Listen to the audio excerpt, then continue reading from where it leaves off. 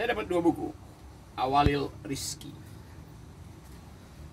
buku tentang ekonomi, tapi dengan akibat politis. Karena ditulis dengan ketajaman metodologi. Dan ilmu ekonomi itu adalah proyeksi dari rasionalitas pikiran manusia. Mudah dipahami kalau kita berpikir rasional. Ini buku ditulis dengan cara yang sangat dingin, tapi dengan akibat yang sangat panas, memanaskan muka pemerintah. Karena setiap hari Awalil mengevaluasi kebijakan dengan peralatan berpikir kritis. Data sudah bicara, tanpa ideologi data bisa kasih kritis dengan cara dia sendiri. Jadi teman-teman, bacalah buku ini. Ini adalah kronologi dari problem ekonomi Indonesia. Dan ingat bahwa ilmu ekonomi juga ada ilmu sosial, karena itu dia punya fungsi untuk menghubungkan kepentingan individu dan kepentingan masyarakat. Nah, di situ kita mesti belajar bahwa ekonomi juga punya sejarah. Belajar sejarah ekonomi artinya belajar masa depan Indonesia. Dengan kata lain, kita pastikan bahwa Awalil akan terus menulis secara metodologi dengan akibat yang politis. Begitulah kebijakan politik, kebijakan publik harus dianalisis. Ini cara menganalisis dengan akal sehat. Yes, silahkan membaca.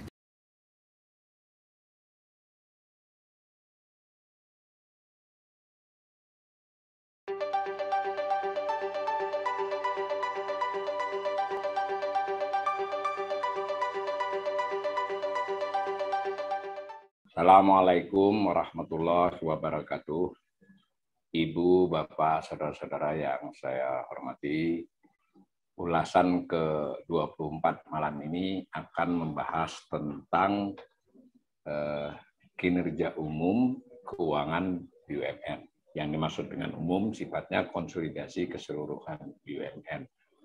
Nah, juga kita hanya akan membicarakan beberapa aspek yang pokok saja yang biasa menjadi perbincangan publik. Dengan maksud kajian atau ulasan semacam ini kita mendapatkan beberapa poin, clue begitu ya, untuk bisa kita tindak lanjuti untuk kajian-kajian yang lebih mendalam. Nah, beberapa hal menarik dalam hal BUMN ini. Informasi tentang BUMN umumnya hanya kita peroleh tentang keuangan maksudnya ya, yang bersifat keseluruhan itu dari pernyataan pejabat, terutama Menteri BUMN dan Sekretaris Menteri BUMN, Sesmen BUMN. Umumnya begitu kalau kita cek di mesin pencari ya. Misal tentang aset, tentang utang, liabilities, kemudian juga tentang ekuitas, tentang laba, itu umumnya didapat begitu. Nah, kita kan bisa kemudian melakukan pencarian sebenarnya secara umum kan mestinya adalah di laman Kementerian BUMN. Nah, ketika kita masuk di laman Kementerian BUMN ternyata data-datanya sangat tidak memadai ya. Nanti mari kita lihat. Saya share dulu.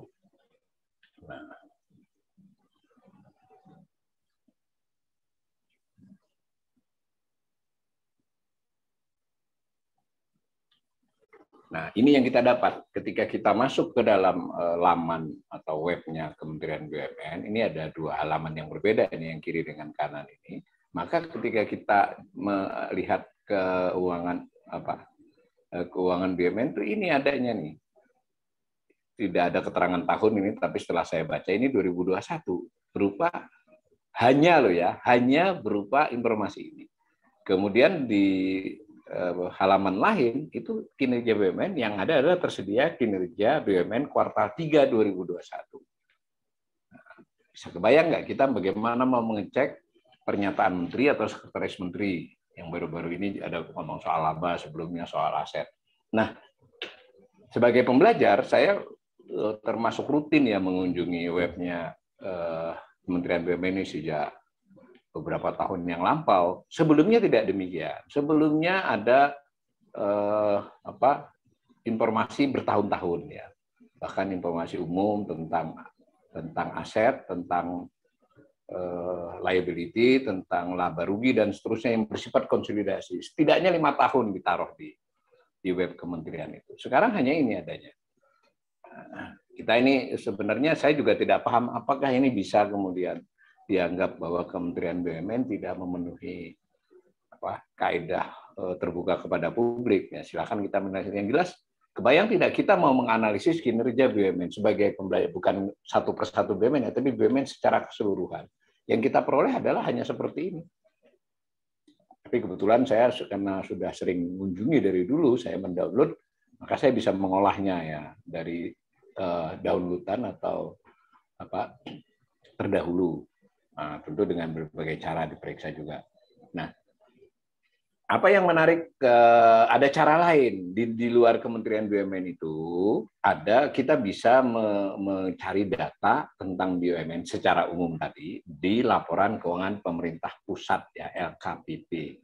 KPP itu adalah laporan keuangan pemerintah tentang pelaksanaan APBN. Nah, dalam hal ini juga dilengkapi dengan beberapa informasi lainnya, termasuk neraca. Neraca berarti kan posisi pemerintah terhadap asetnya, utangnya, ekuitasnya pemerintah. Nah, di antara asetnya itu ada juga terkait dengan berupa investasi jangka panjang di BUMN. Nah, di sisi lain kemudian di dalam lampiran LKPP itu juga, karena memang LKPP itu adalah laporan keuangan pemerintah pusat kepada DPR dan kepada Dewan Perwakilan Daerah diaudit oleh BPK. Nah, di situ BPK juga sebagai pemeriksa yang berhak dan berkewajiban bahkan memeriksa termasuk keuangan negara, termasuk memeriksa BUMN. Nah, jadi di dalam rangkaian itu LKPP melampirkan lampiran yang berisi keadaan umum BUMN. Tentu BPK punya beberapa pemeriksaan lain untuk 1-2 BUMN tertentu setiap tahun, itu beda lagi ya. Yang penting ini. Nah, di situ, tetapi sayangnya LKPP itu hanya bicara pada tahun itu. Jadi kalau LKPP tahun 2021 ya lampiran tentang keadaan umum BUMN-nya ya hanya tahun 2021. Nah, maka saya berusaha mengolahnya umpama dari 2015, berarti kan ini ada 1, 2, 3, 4, ada 7 LKPP yang harus kita periksa. Nah, di sana dilaporkan di lampiran itu, di lampiran LKPP, saya ulangi ya, laporan LKPP. Nah, LKPP sendiri diserahkan 31 Maret 2000 tiap tahun, 31 Maret tiap tahun untuk pelaksanaan tahun sebelumnya. Lalu diperiksa 2 bulan pada umumnya sampai 31 Mei oleh BPK. Nah, saya belum begitu paham apakah ketika dilaporkan itu di tengah jalan di 2 bulan diperiksa itu boleh ditambahi, saya tidak tahu. Tapi setahu saya hanya dokumen tambahan, tapi tidak merubah dokumen asal ya. Nah, di situ dilaporkan tentang kondisi umum BUMN. Nah, berarti kan ada jumlah BUMN yang dilaporkan. Nah, di antaranya ada keterangan di kolom keduanya, apakah LKPP melaporkan, pemerintah melaporkan dalam LKPP itu si BUMN bersangkutan. Nah, misal Bank Mandiri, Bank BRI, Telkom, Garuda, itu sudah audit belum? Nah, dugaan saya memang selama sampai bulan Mei bisa disusulkan. Jadi kalau misalnya tanggal 31 Maret ketika LKPP disampaikan itu BUMN bersangkutan belum diaudit, ya ada keterangannya unaudited. Nah, ada yang menarik jadinya, setiap LKPP tiap tahun, nah itu jumlah BUMN yang dilaporkan kan berbeda. Tentu dengan kondisi BUMN pada tahun yang dilewati. Nah, berbeda ini bukan karena pemerintah, bukan karena ini ya, antara lain terutama karena merger, memang ada rencana merger, likuidasi dan seterusnya. Kalau Anda lihat gambar itu, yang biru menunjukkan jumlah BUMN yang dilaporkan pada masing-masing LKPP. 116, 118, 115 turun, 107 di tahun 2020, dan di 2021 ini banyak sekali merger, 91 jadinya. Di tahun 2007 cuma ada dari 100 ini jadi 107. Dari yang dilaporkan kepada melewati LKPP itu, ketika LKPP dibuat, itu audited belum si BUMN itu. Nah, itulah jumlah yang terlihat pada tahun 2021 yang paling kanan. Ini berarti ada 33 BUMN yang ketika LKPP diserahkan ke BPK dan selesai diaudit BPK belum audit. 33 dibandingkan 91 BUMN berarti kan lebih dari 36%. Sepertiga belum audited. Tahun 2020 mungkin karena kendala pandemi malah sampai 43 dari 107, 40%. Ya itu biasa. Kalau lihat grafik ini nggak biasa. Karena pada tahun 2015 12%, malah tahun 2016 tertib. 2017 ya tertib, mulai kurang tertib di 2019, bukan kurang tertib ya. Artinya banyak yang belum dilaporkan, ketika dilaporkan belum audited. Ini contoh yang ekstrim di 2001 ini nanti adalah misalnya Garuda. Ketika dilaporkan belum audit, dilaporkan rugi sekian, 38 triliun, ternyata setelah diaudit bulan Juni Juli ini dia ternyata ruginya bertambahnya banyak, dari 38 mungkin sekitar 60 kasus itu ya. Nah, kemudian dari lampiran di LKPP itu ada jumlah keseluruhan konsolidasi BUMN ya, jumlah aset. Tetapi tadi catatannya jangan lupa ya, jangan lupa catatannya ketika ini jumlah ini sebagian BUMN belum audited ya. Jadi angka ini bisa berubah. Karena itu sebenarnya webnya kementerian itu yang harusnya diupdate, dibuat tahunan. Data seperti ini kan mereka punya semua, bahkan bisa mundur sampai 2005, 2004. Tapi tidak ada, silakan nanti Anda coba. Nah ini adalah neraca ringkas BUMN. Jadi mungkin nanti kalau Anda ada kebetulan dulu masih sudah pernah juga mendownload dari Kementerian BUMN, itu ada yang angka yang tidak persis sama. Apalagi dengan pernyataan pejabat. Dia bulan apa pernyataannya? Yang ini adalah data di LKPP yang sebagian BUMN-nya belum audited, terutama untuk 3 tahun terakhir. Kalau yang dulu enggak. Nah, maka kita mendapatkan di tahun 2021 misalnya seluruh aset nilainya kurang lebih 10.000 triliun. Jadi aset total BUMN itu 91 BUMN itu 10.000 triliun. Pada saat yang bersamaan kewajibannya liabilities-nya 7.160. Maka didapatlah ekuitas itu kira-kira 2.856. Nah, kalau dibuat rasio, bisa dibuat rasio antara utang atau liabilities dengan aset, dapatlah angka 71. Karena ini kan lazim nih. Nah, kalau dilihat ini, kita bisa melihat aset memang mengalami peningkatan, tetapi kewajiban meningkat lebih cepat, yang orange. Ya, sekali lagi di tahun 2021 dan 2020 ini sebagian BUMN belum, bukan sebagian ya, sepertiga BUMN-nya belum audited. Jadi nanti kalau ada keterangan Kementerian BUMN di bulan Juni, Juli ya, kita tinggal lihat saja. 10.000 enggak. Nah, 91 BUMN. Nah, jangan lupa ada BUMN yang bukan di bawah binaan Kementerian BUMN, tapi Kementerian Keuangan. Ada 4. Itu tidak termasuk dalam data ini. Dan gede-gede kan itu. Nah, salah satunya sarana multi infrastruktur SMI itu gede, itu tidak masuk dalam ini karena itu di bawah Kementerian BUMN.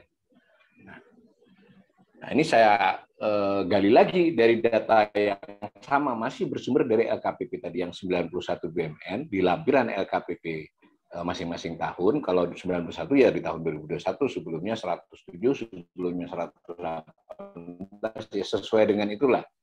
Nah, maka kalau yang di tahun 2021 itu laba 148 triliun. Ya, total seluruh BUMN 91 itu. Tapi jangan lupa tadi sebanyak 34 dari 91 itu belum audit. Nah, jadi kita angka ini bisa berubah 148 ini. Kemarin saya lihat di mesin pencari itu di Google itu 100 disebut 120 kan lebih rendah kan berarti. Pada bulan Juni Pak ya, akhir apa awal Juli Pak assessment.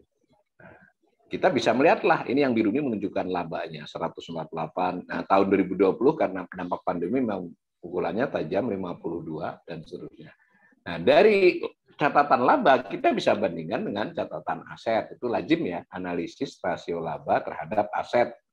Nah, memang tentu saja BUMN ini sedikit berbeda ya dengan korporasi swasta, jadi bisa ada kilah lah ya, bahwa tentu BUMN tidak sepenuhnya, terutama sebagian BUMN diadakan beroperasi bukan untuk laba, tetapi untuk memberi layanan publik. Tapi sebagian yang lain memang ada tujuan yang cukup diprioritaskan mencari laba, seperti misalnya bank BUMN. Nah, bagaimanapun ketika dikonsolidasikan tetap saja rasio laba dengan aset ini tetap harus ya wajib nggak ada. Maka kita menilai kan tidak hanya berdasarkan berapa bagusnya, tapi bisa melihat trennya juga. Nah, yang tampak adalah di abu-abu ini. Jadi di dalam beberapa tahun terakhir ini rasionya laba dengan aset itu menurun. Nah, di masa-masa lampau sempat 4 bahkan lebih. Nah, di era sebelum 2015 adalah perbandingan antara laba tahun berjalan dibandingkan dengan jumlah aset. Kalau dalam bahasa bisnis biasa ya, mau aset laba besar ya wajar, asetnya besar. Karena itu dicari presentasinya. Jadi saya kira ini masuk akal ya.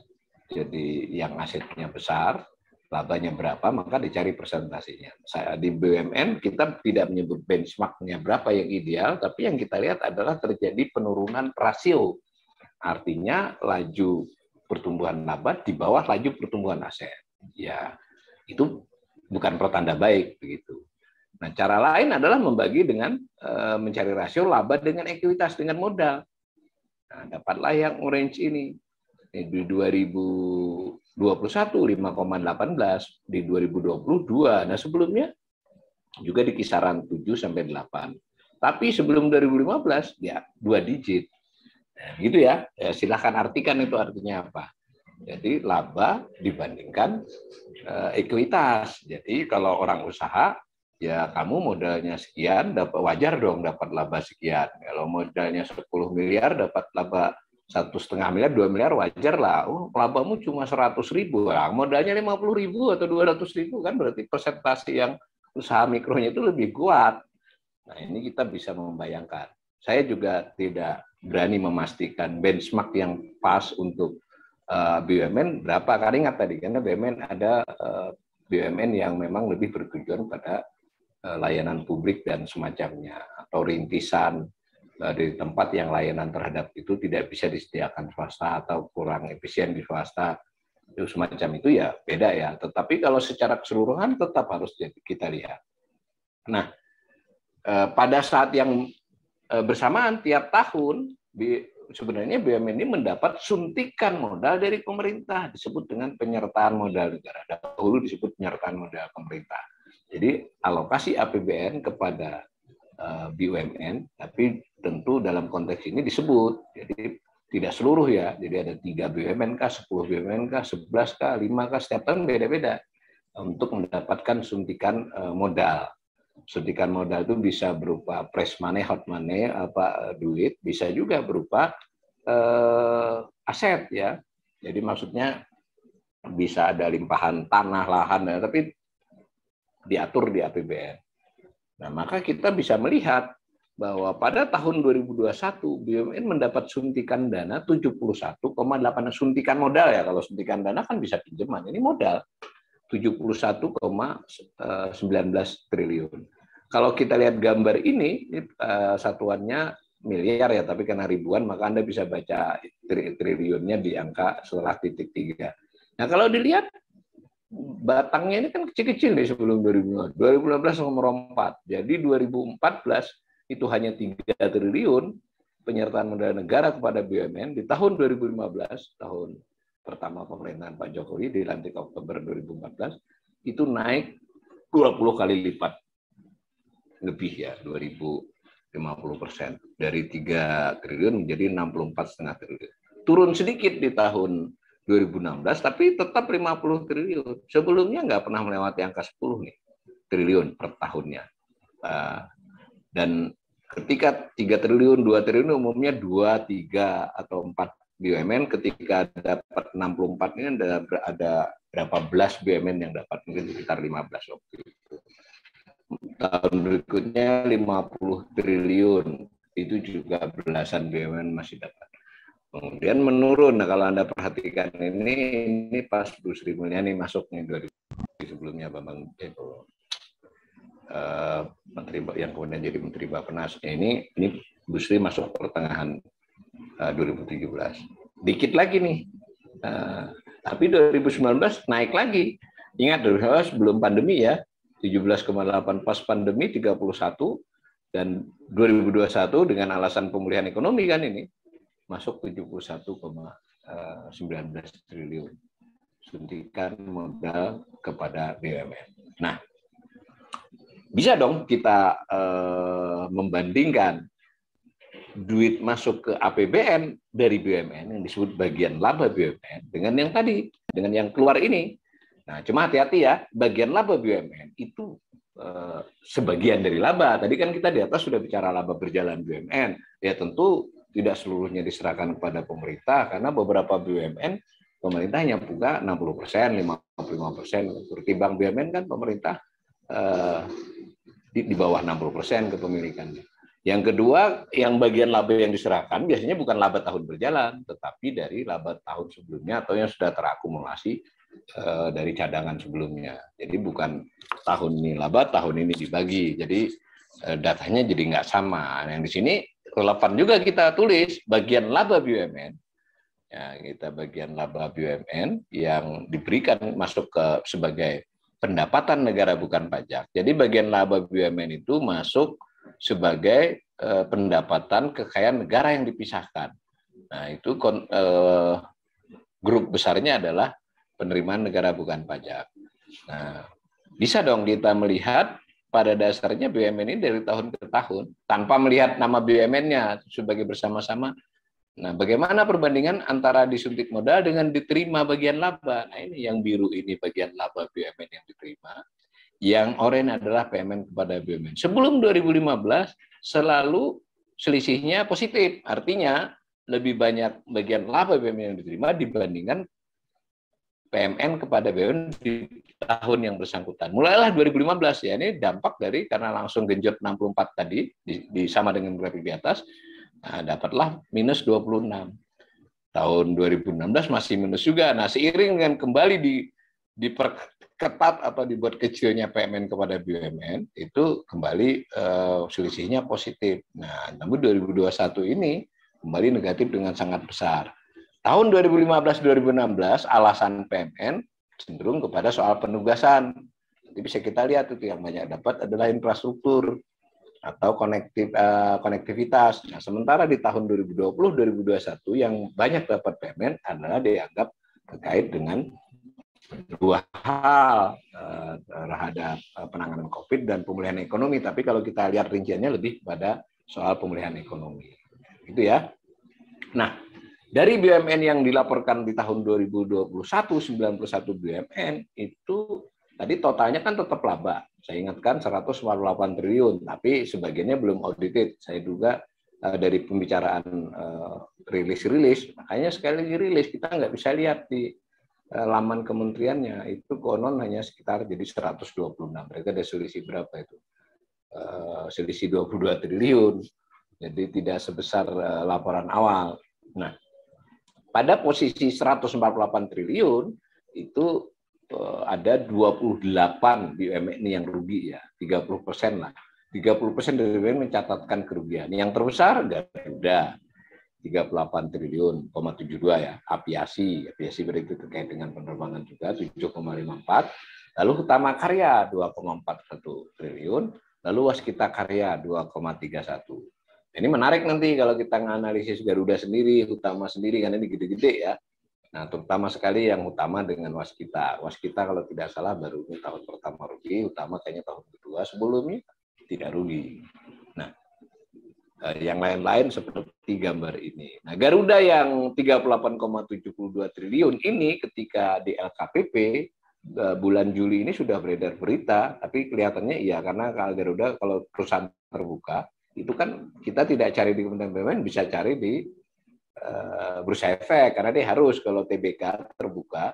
Maka yang terbuka tuh hanya beberapa belas dari 91, 13 atau 14. Nah, konon ya informasi terkininya itu Garuda melompat menjadi 60-an triliun ruginya. Ya otomatis kan mengurangi laba, jadi mengurangi yang 148 menambahi daftar yang di sini. Ini contoh yang rugi. Tapi kita biar fair juga kita lihat yang laba ya. Nah, yang laba tercatat banyak, tentu saja lebih banyak yang laba. Makanya saya kadang juga di medsos itu mancing-mancing saya naruh rugi gitu. Kok pada banyak pada umumnya BUMN rugi? Ya enggak benar juga. Banyak yang rugi tapi lebih banyak yang laba. Harus nyata dulu ya yang mana rugi yang mana laba. Dan bahkan kita bisa menyusunnya menjadi 5 tahun terakhir, 10 tahun terakhir. Nah, 63 dari 19 BUMN itu laba tetap di tahun 2021. Yang terbesar itu Telkom 33,95. Lalu Pertamina, laba ya Pertamina 32 triliun, lalu Bank BRI, lalu Bank Mandiri hampir di angka yang sama 30 triliun. Saya ingatkan, laba BUMN bukan berarti seluruhnya merupakan bagian laba yang diterima oleh pemerintah, ini laba pada masing-masing BUMN. Nah, lalu yang diserahkan kepada pemerintah biasanya justru adalah berdasarkan laba rugi tahun sebelumnya ditambah mungkin cadangan atau dikurangi untuk cadangan, itu tampak ini. Nah, ini 10 besarnya yang kanan. Yang kanan ini 10 besar 2021 nih. Yang diserahkan ya, ini bisa biar kelihatan nih. Ini kan jumlah labanya, ini yang diserahkan kepada pemerintah. Bagiannya pemerintah lah. Karena laba itu kan tidak hanya kepada para pemegang saham, tapi juga ada dana cadangan dan semacamnya. Telkom 8,7 triliun, yang kanan ya, yang ini. Kemudian Bank Rakyat Indonesia itu 6,9 triliun, Bank Mandiri 6,16. Nah, jadi ini berdasarkan laba tahun sebelumnya dan seterusnya. Jadi yang besar Telkom, Bank Rakyat Indonesia, Mandiri, Pertamina, Pegadaian, dan seterusnya. Tapi nanti Pegadaian gabung ke Bank BRI ya sekarang. Ini kan masih berdasarkan yang lama data keuangannya. Nah, kalau mau tahun-tahun sebelumnya, ini diambil dari LKPP, yang kanan ini. Yang ini diambil dari nota keuangan. Nah, pada saat ini hanya ada 7 yang ditulis, 7 terbesar. Nah, 2021-nya ketika nota keuangan dibuat, itu masih berupa outlook perakiraan. Realnya yang ini. Ya, ini misalnya PT BRI diperkirakan 6,9, benar 6,9. Jadi mirip, dekatlah ya antara perkiraan outlook dengan itu. Nah, tapi kalau mau tahu tahun sebelumnya seperti ini. Jadi BRI itu terus menyumbang besar kepada pemerintah, Mandiri sedikit di bawahnya, Pertamina juga besar, tetapi masih lebih seimbang lah gantian dengan Bank BRI. Nah, kurang lebih begitu keadaan umum BUMN keuangan berdasarkan laporan keuangan pemerintah pusat. Persoalannya jadi antara lain adalah Kementerian BUMN menurut saya tidak cukup memberi informasi kepada publik. Tentu untuk beberapa persero yang bersifat terbuka yang di pasar modal kita bisa mencari. Tetapi kan kalau kita mencari satu-satu kita menganalisis masing-masing BUMN. Tetapi seandainya rakyat berhak tahu menurut saya, apalagi pembelajar ekonomi, untuk mengetahui konsolidasi keseluruhan BUMN. Berapa aset BUMN? Bayangkan. Masa itu jadi bahan perdebatan? Mungkin ada catatannya kok. Nanti Menteri Assessment bilang begini, Pak Saidudi lalu membantah di Twitternya, loh data aset itu kan data pembukuan. Ya kalau sudah audit itu tinggal dijumlahkan kan ditaruh. Nah itu karena, jadi wajar dong saya sebagai pembelajar. Dan dulu ada, bedanya itu masalahnya. Sekarang kenapa tidak begitu terbuka disampaikan di laman, dulu pada 2-3 tahun yang lalu cukup terbuka. Nah, yang kedua, kita tidak bisa juga sepenuhnya mengandalkan total konsolidasi. Jadi memang betul laba 148 atau nanti setelah direvisi di kisaran 126, tetapi fokus juga tetap pada yang rugi besar seperti Garuda. Kerugian yang bisa menggerus hampir berapa laba itu. Nah, yang berikut lagi kita lalu bisa menganalisis tren keseluruhan. Jadi kalau dikatakan misalnya BUMN secara keseluruhan membaik, itu belum terdukung oleh data. Mungkin sebagian memang membaik. Karena tadi dari rasio-rasionya kecenderungannya tidak membaik 2021 dibandingkan 2020, tapi masih lebih buruk dari sebelum-sebelumnya. Dan sedikit pengurangan kinerja dalam konteks umum itu sudah terjadi mulai 2019 sebelum pandemi. Boleh dong kita mempertanyakan ini apa? Nah, lalu karena beberapa BUMN melakukan merger, ini juga menimbulkan soalan analisis, bukan soalan hukum, itu haknya pemerintah, kalau disetujui DPR sudah ya, BPK juga oke. Tapi secara analisis kita lalu harus jadi lebih jeli kan, karena bisa saja ada beberapa hal yang menjadi kurang jelas dalam bentuk kajian karena dia digabung. Misal Pegadaian itu tadi kan menyumbang besar tuh, masuk ke BRI itu ya sekarang, dan seterusnya. Nah, mudah-mudahan ulasan kita ini bisa lah ya sebagai salah satu himbauan kepada Kementerian BUMN agar daripada berdebat yang sifatnya nyinyir, kemudian masing-masing menyerang, ya salah satu caranya adalah dengan memberikan sajian data yang terbuka. Lalu tidak perlu saya kira wajar lah ada BUMN yang kondisinya memburuk, ada yang membaik. Nah, kita bicaranya sebagai keseluruhan bagaimana. Gitu. Dan jangan lupa, utang BUMN, baik itu yang bersifat keseluruhan atau case by case, itu cukup berisiko buat keseluruhan BUMN. Karena BUMN misalnya Garuda tadi, atau nanti Utama Karya, Garuda ini sudah beberapa tahun, Jiwasraya, lalu yang belakangan nanti mulai muncul ini Utama Karya, misalnya akan disusul Waskita Karya. Nah, kaitannya banyak. Dia kan berutang kepada bank BUMN. Ya. Apakah tidak mempengaruhi kinerja bank BUMN di depannya nanti? Nah, lalu tidak hanya soal jumlah 2-3 triliun saja, tapi tekanannya pada cash flow bagaimana? Nah, karena itu ini merupakan, kalau mohon maaf, kalau BUMN kemudian sakit atau sebagiannya sakit keras, tidak seluruhnya, ya, itu juga berdampak kepada keharusan menyuntik lewat PMN, atau kalau terpaksa dia dijual dengan harga murah atau bahkan tombok, itu berarti nanti akan mengurangi neraca pemerintah di dalam hal kepemilikan terhadap investasi jangka panjang. Jadi menurut saya makin ke depan BUMN ini harus ditarik makin terkomunikasi baik dengan publik keadaan kondisinya. BPK juga bisa diharapkan berperan lebih aktif atau kalau perlu dengan tekanan publik yang sehat ya, agar BUMN semakin diperiksa dan diawasi. Nah, mudah-mudahan karena bagaimanapun kita memilih BUMN sebagai pelaku penting dalam perekonomian Indonesia. Itu mudah-mudahan kondisinya makin membaik ke depan. Assalamualaikum warahmatullahi wabarakatuh.